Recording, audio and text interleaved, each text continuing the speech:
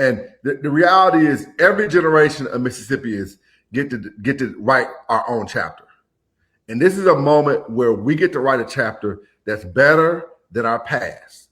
We can show the country what leadership rooted in values that are universal: quality education, quality healthcare, quality jobs with good wages. We can be a leader for this country. And all we have to do is do it together. So thank you. All right, everybody, I'm back with another Throwback Thursday. I'm here with the Director of Voter Protection for the Mississippi Democratic Party, Jessica Carter. We are going to talk about the news coming out of the Supreme Court, where they have basically gutted Section 2 of the Voting Rights Act. But I do have to say, they keep giving me guests that don't drink beer. And, I drink, for the people out there, I only drink one beer after a long day of work. And we're going to have to find some guests that don't mind sharing a beer with me. But Jessica told me she does not drink beer. Is that right? That's right. I don't drink beer. Now, if it was an old fashioned, we could drink those together. But I don't drink beer. No. All right. Well, fair enough. So, Jessica, obviously, people have been hearing the news about the case. Tell us, from a voter protection standpoint, what do we need to know and what do we need to do? We need to know that this is an attack. We've been in Mississippi. I know most people have heard this for a long time coming, for the last several decades, or as long as I've been alive, that we are being attacked. Our voting rights are being attacked. But right now, this is very strategic, and it's unfolding every time something happens. Just think of it as another point in the plan.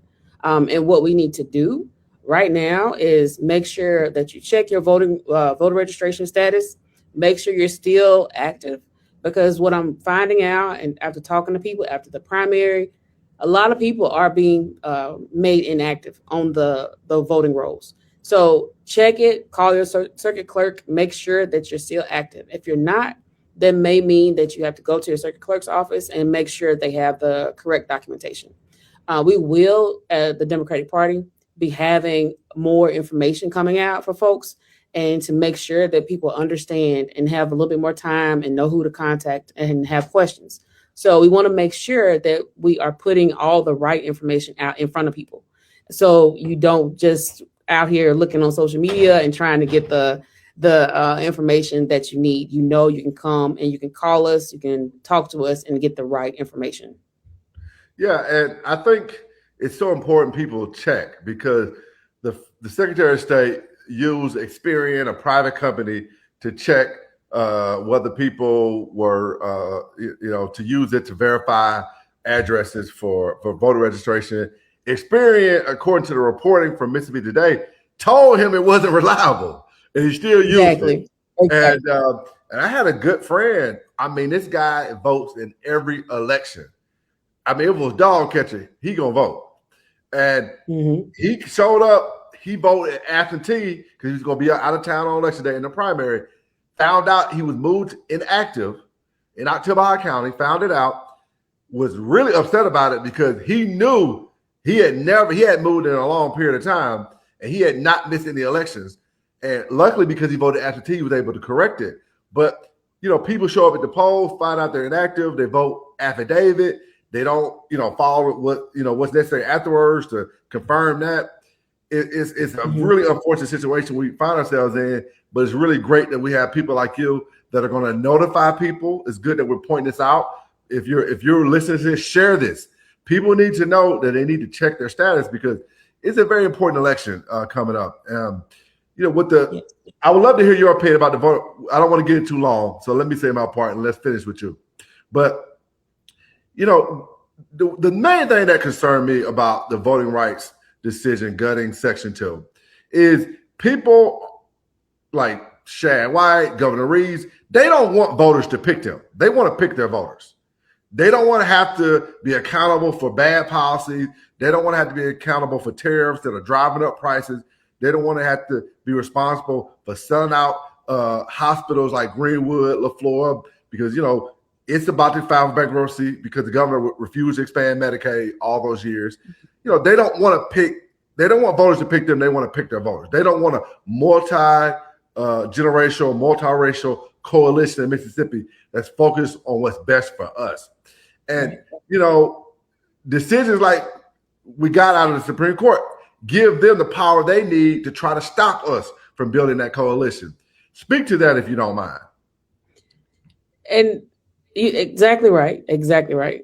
And what is happening is that the voters are becoming more and more intentional about finding out about the candidates, finding out about the issues, and who supports their issues. And that's something, like you said, they don't want the voters to pick them, because right now you're getting a lot of people that are more educated about what's going on. And they want people to represent them that are educated and know and want to do the right thing on these issues.